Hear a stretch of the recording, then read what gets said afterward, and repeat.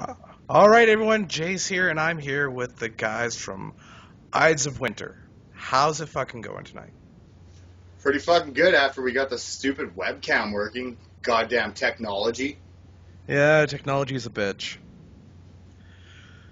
So, we are here to do an astounding interview for your upcoming CD release happening April 1st in Calgary, Alberta at Overtime through Voxx Promotions and in Red Deer at I don't remember that one off the top of my head.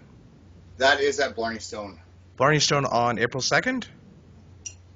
That's correct. All right. So if you guys are listening or watching this interview, definitely go check those shows out. I guarantee you it's going to be fucking amazing. But let's start off with the questions, because my voice isn't all that good. What is the origin of the name Ides of Winter? Oh, that's pretty much what it is. It's the middle of winter. We're the coldest, most driest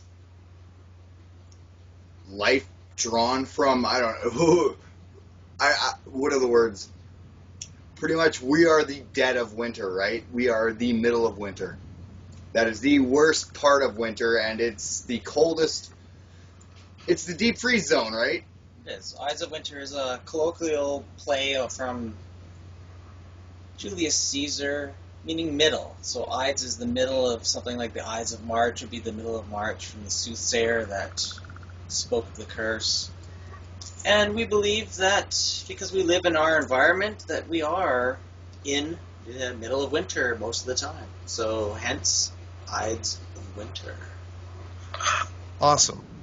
And what about the formation of Ides of Winter from the two bands you guys came from, being Dead Jesus and, I'm sorry, Sinner's Aid? There we go. Well, for that, the band had started long before any part of Sinner's Aid had become part of it. It started with Caesar, Lycan, Demonicus. Can't remember the bass guy's name. The Ruiner. The Ruiner, that's right. And then Angrief. And the five of them had started the band, and I'd just been a lone wanderer, obviously walking around looking for something to destroy.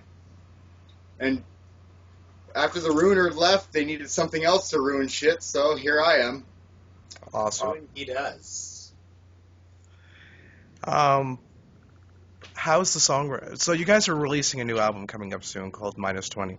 I've listened to it. It's a phenomenal album. Definitely on par with what I would expect from not only your guys' background, but what you guys have created in the past. How has the songwriting progressed from -10 to -20? Well, with definitely a new member, there's a whole new set of influences going on. You know, we've definitely taken what Taus has brought to the band and implied it completely with everything we've written. He's a brilliant addition. You know, Lycan helped write a good part of the second album here, -20, and his contribution is definitely noted, but Taus's influence too has definitely been established. Like everything, it evolves. We evolve, we get older, we try new things. The whole thing comes together as a big evolution of where we're at as a snapshot in time. Awesome. And what was your driving influence behind the writing in -20? Besides lesbians, Yes, and whiskey. well, lesbians and whiskey is kind of where we're at. But you know, we tried a new approach on this one. We tried whiskey and lesbians. So, you know, we try to out with the old, in with the new. So here we are. So you just put the whiskey as the priority for a bit. Well, yeah, why Of not? course, right? You gotta try something new every once in a while. Can always be lesbians first. And, Your inspiration for something, right? and speaking of the whiskey, exactly how many bottles of Jack did you guys go through while recording the album? Countless. It's classified. Jack Daniels will not let us release that kind of information. But you definitely are looking for a sponsorship from them. No. No. No. We sponsor Jack Daniels. They're happy to have us on board. We've put most of their children through college. And, you know what? We don't really need any sponsorship. We're kind of happy with doing what we do, and we don't have anybody telling us what to do. And we tell Jack Daniels what to do. In fact, what do we have here? What do we tell Jack Daniels to supply us? We have a little something here. This here. The Sinatra Select. Yes. We're gonna share a drink here with everybody. If you have not tried it, this is something to definitely try at home, kids. It's definitely something to cherish. And as you can tell, it looks like the bottle has already had some samples selected. Oh, it had a little bit of indulgence, yes. I had a few. Maybe one or two.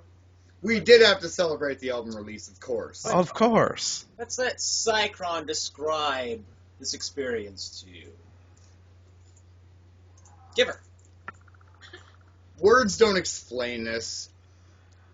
I can come up with a billion metaphors for what this alcohol tastes like. I can come up with one. Good. Best? It's top shelf. It's 10 out of 10. I would pick this over 3 lesbian hookers any day. Whoa. What if they were covered in Sinatra Select? That's bargaining tools right there. That changes the variable right there. That offsets the ratio. All right. But anyways, here's to everyone that comes out to the show, and here's to everyone that's heard the album so far, and here's to everyone that will hear the album, I should say. What way? Cheers.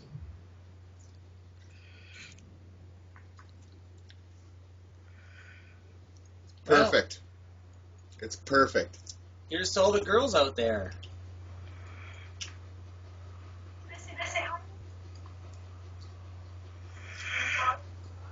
You know what? Oh. It's very, very smooth. Yeah, I'll take that in my grave. Yeah, I can see that. A casket made from old Jack Daniel whiskey barrels. I'm in. I'm in. Supply me.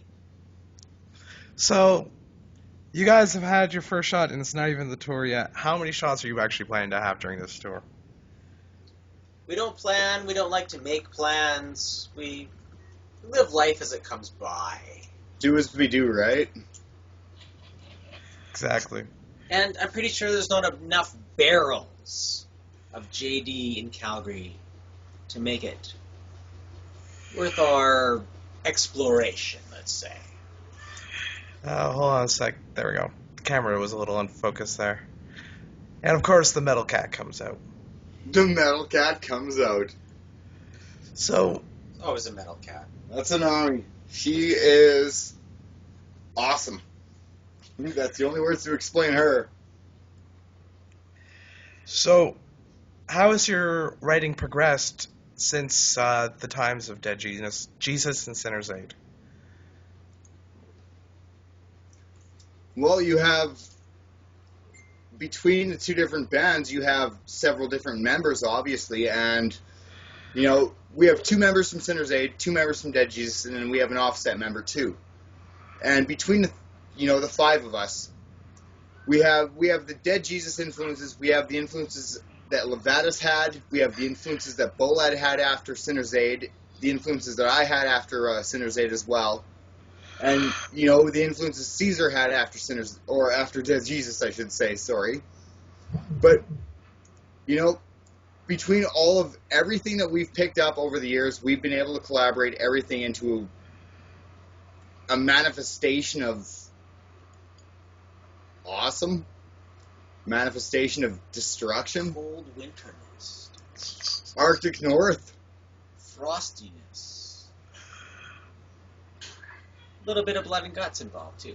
Of course, always has to be. What is one moment you guys remember that really cemented you guys as a band? Cemented? Like, I ma- would say that. Oh, carry sorry, on. no, go ahead. You understood the question. Well, describe cemented. What do you? Like, really kind of made you guys really come together as a band and kind of go, yeah, this is definitely what we want going forward. You know what? It would have to be playing live. Playing live is the cement of any band. This is your presentation of your art and what you've accomplished so far.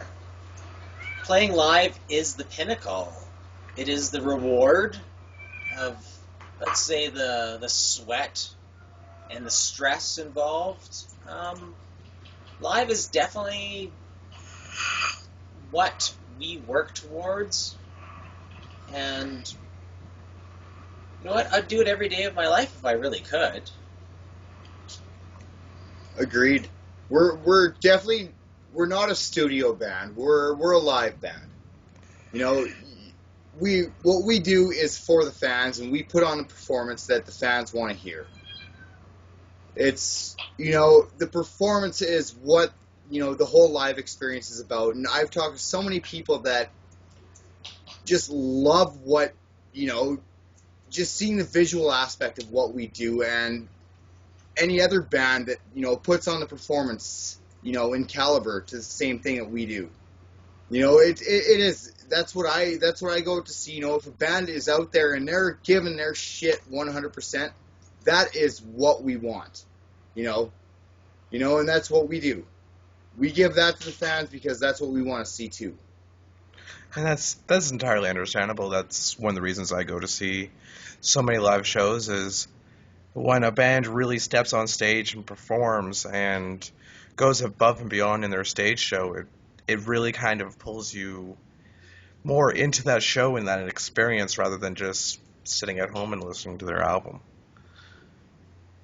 Absolutely. Like you can go and see a bill of like 4 or 5 bands, and all of them have long hair. They're all in their t-shirts. They're all ripping it up. They're doing what they do, and it's very respectable. But at the same time, it's not something that you're going there and you're seeing the same thing 5 times in a row, right? Yeah. As far as like going out and putting on a performance, it's all about giving everyone what they paid for. And, I feel you pay $10 a head. Cool, man. You want to see us fucking give what we give? That's better, that's worth it to me, I hope it's worth it to the fans too. Like, it's, I hope it goes both ways all the time. And that's what I try and give every time I play a show. And I guess this is the perfect time to ask this question. What advice can you give to bands who want to enter the music scene or industry? Put your heart into it. Put everything you have into it. It's good advice.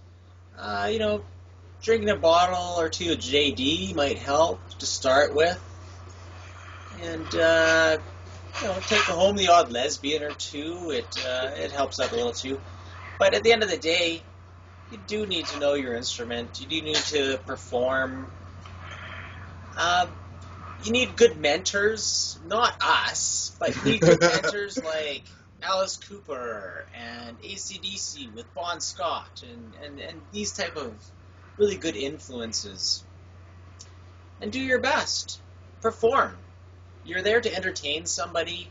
They paid money to be entertained by you. It's your job to do this. If you haven't done this at the end of the day, then you know what? They've wasted their money. So it doesn't matter what genre you are or how you want to present your music as an art. Do your damnedest to make it your art.